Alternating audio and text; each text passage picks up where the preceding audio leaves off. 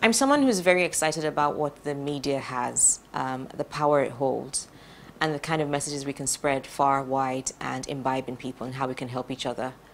However, in my opinion, I find that the internet sometimes is the devil. And it's not just because it's a tool that people use to incite hate or spread whatever horrible feeling they have on the inside. It's that we allow it to happen. You have someone who you're sitting next to in traffic, and you guys are gisting and you're cool.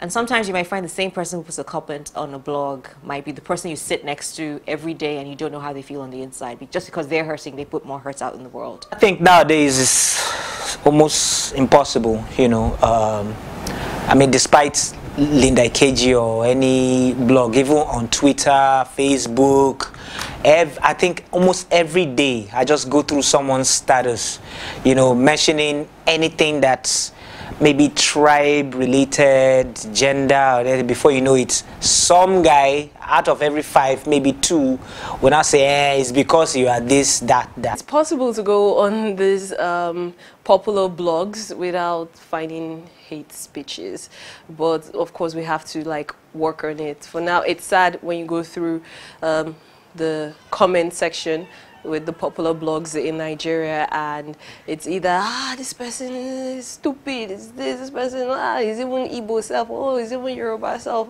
is even, you know, so it's actually tiring, and it hurts, especially when some people, you know, with their hard work, and you know, and then you find people insulting them.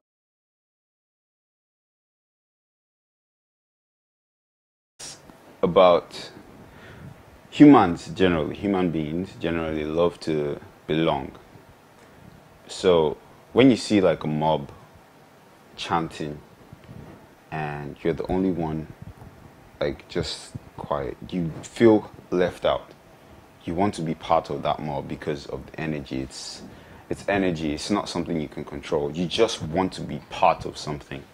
And the over-identification comes in where you want to be known as part, and you don't want to be known as part of something negative.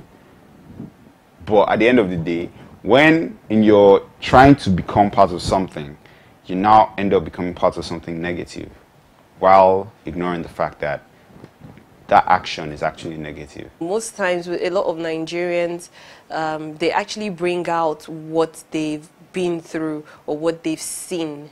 So it's stuck in their head, and they think this is life, this is the way it is because of what they've been watching. But I don't think Nigerians were not born to hate. Like, remember your childhood, you were playful, you were happy, you know, and all that. And this was, you know, hating people was the last thing in your mind. But growing up, you see things, you've been through a lot, you've been hurt, and the next thing is you just want to hate. Nigerians are not hateful people. It's just the conditions that we find ourselves in, like religion, tribalism, and all sorts. I think the Nigerians are very warm people. I think Nigerians by default want to be happy. Nigerians want the best out of every situation. Nigerians, regardless of what they've been through, are still very hopeful that tomorrow will give them a new experience. But you might not always feel that way when you read some of these comments on these blogs, or when you experience certain things just in your day-to-day. Again, social media. You go on Twitter and some of the things you see, you assume that Nigerians are either very racist, xenophobic sometimes, maybe they're homophobic, maybe they don't even like women. I don't know why. I really don't think Nigerians are hateful people. I think people online are just jobless and just comment and just try to create as much buzz as possible. So I honestly don't believe Nigerians are like that naturally.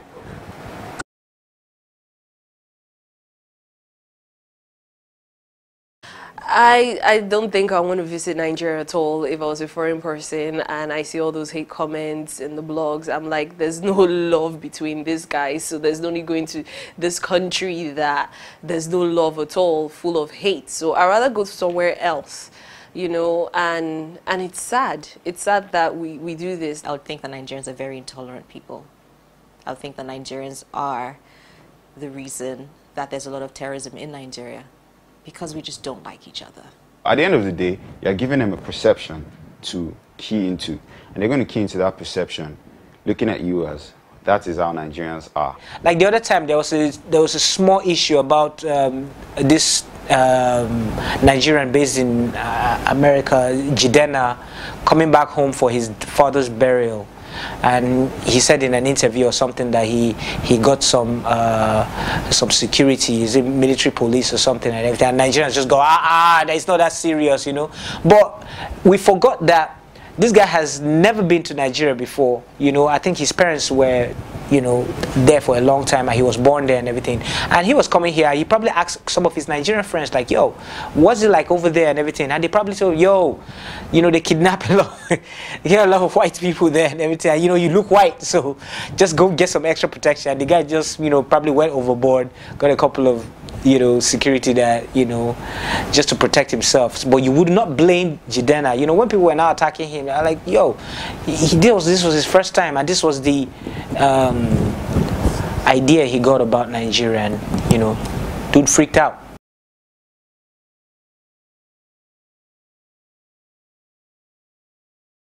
I really don't think it's possible, because it's difficult for it to change when you've grown up in a certain way and learned certain things, especially when, even in the past, it was even worse. So learning from their own parents as well, you know, it should be very, very difficult for them to change. A lot of things that we learned are actually from them. So, you know, you go meet your parents, and the person's like, you know, let's say your dad or mom is not into a particular tribe, and they find out that you have a friend, you know, like, where is so person from? Where is she from? Oh, she's from, this is her tribe. Don't play with people from that tribe, you know, and all that. Okay, what's your reason? You know, it's far back, you know, one thing happened, this happened. It's sad. And then that child now has a certain mentality that people from that area are no good. So you don't know why you're avoiding them. It's not like they've done anything to you, but you just can't stand them because this is what your parents put in your head. This whole thing, I think it's if you really check it deep, it's actually from, you know, from our political leaders, you know what I'm saying? All this segmentation, tribalism and everything. Because I know, especially when it's usually time for, like, you know, elections and stuff, you start hearing all this, you know, no, I'm from this side, I'm from this side, I'm from this side, you know. Nigeria's been through a lot. Civil wars and undercurrents of tension have remained over the decades. People argue that because of the way Nigeria came into being, you know, we were technically probably just scattered around now, nice little tower hamlets, and someone just came and just drew a line around us and said, by force, you are now Nigerians. I guess maybe in the creation of Nigeria, a lot of thought should have been put into how to integrate all of us within that existing society or the society we want us to exist in the future. By neglecting that, it's meant that there are people in our fathers, grandfathers' generations who probably aren't really happy with a lot of things. Maybe because of civil war, maybe because, you know, someone from a different tribe didn't promote their son 40 years ago, and so they believe that that person's tribe, all of them, are thieves or rogues. There's one thing that I was told a long time ago about how everything becomes respectable once you do it long enough. If you're into prostitution, it becomes a respectable career choice. If you've been in for 40 years in the game and you're making money and you have houses and mansions all over the place, people respect you. People have come to respect the wrong kind of people for the wrong kind of things. There's some people who incite hate, but because they are wealthy, because they appear to have influence or are influential, we respect their affluence and we respect the words that come out of their mouth, even though it's in detriment to who our society, who we are as people and where our society needs to be. We decide to say, oh, nah, this person is not my person because he's from somewhere else. It's because we were taught to think so. Because somebody told us that, oh, back in the day, this person killed this person. Somebody that is not, you don't know, that you don't have anything to do with. They tell you that this person did this thing to this person, so you should think this way.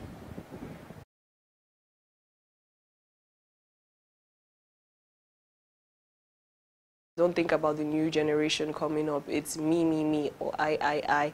So till we stop thinking about me, or I, and start thinking about them, There are some people who believe that because of what your father did, the future generation of that bloodline will suffer for it. Like it's their inheritance. They should inherit the hate. They should inherit the connection that you feel with certain people because of who we are or what we've been through. So I'm going to mention Biafra, for example. There's certain people who just will not cross that line. You are not allowed to marry this person who is Urobo or who's Shekiri or who's, you know, even within the Igbo culture as well. So that you find some people who say, oh, because I'm, there's a caste system. We keep finding ways to split ourselves where we don't need to.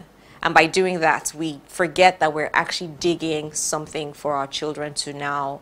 It's like you bury bone in the ground and you leave it for the dog. Eventually it will find and dig it up and hold on to it and fight for it. I don't think it's fair on our children to create a society that's 20 years from now, my children will wake up and realize that they are living the sins of my past 20 years ago. I think that it's abhorrent, actually.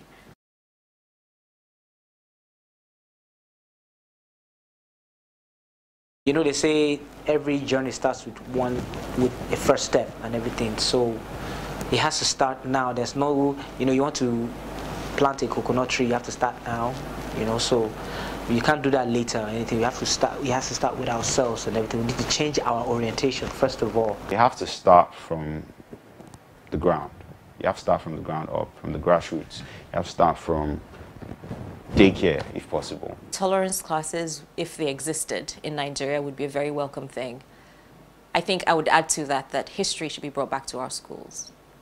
From a very, very, very philosophical angle, we have to learn who we were and not be afraid of what's happened in the past. Because sometimes by doing that, we leave the wrong people to be gatekeepers of our history. And the wrong people, as you know, information in the wrong hands, it never ends well. Tolerance, social classes, just being willing to understand where the next man is coming from. History. I would definitely vote for tolerance class because it will definitely impact the next generation in a positive way. It will help them overcome issues that we could not overcome in our own generation. And I really hope everyone goes and votes for tolerance class. I would vote for tolerance class. I would feel like I don't have a choice because it's a selfish reason. I want everybody to be able to relate with me on the same level that I relate with people. And I would feel like it would be a starting point for people to start talking to each other about themselves without thinking about religion or tribe or gender or anything that just makes it feel like you are different from somebody. I would totally vote because this is me thinking about them, helping them, not wanting them to make the mistakes that we made. So I will definitely do that. I'm not even going to think twice. I will definitely. If that was, you know, if a candidate came out and that was one of his major things, and I know he will do it, why not? I will go vote. Tolerance class is like, it makes you a better person. Like I said, morally, it enriches your psychology. It gives you more insight on the world of today. You understand? It makes you more aware of yourself and other human beings. It teaches love. It teaches prosperity. It teaches helping others. It teaches being you for who you are. If I had to vote for tolerance classes, I would ask, how would this benefit the community? Will this help businesses? Will this help me interact better with the next man? And when everything I have to ask ends with a yes, is this a positive thing that we need? Yes. Of course I'll vote for it.